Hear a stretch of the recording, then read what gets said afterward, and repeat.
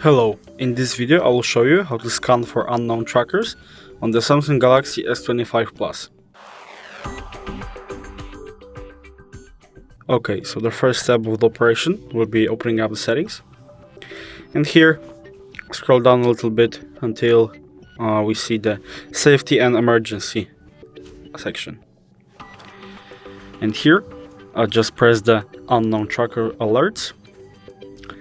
And if you have the allow alerts option allowed, just press the manual scan and your phone will start the process.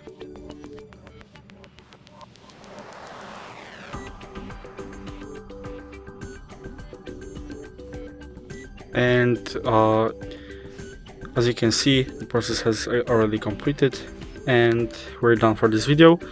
So if you consider it helpful, leave a like, subscribe, and thanks for watching.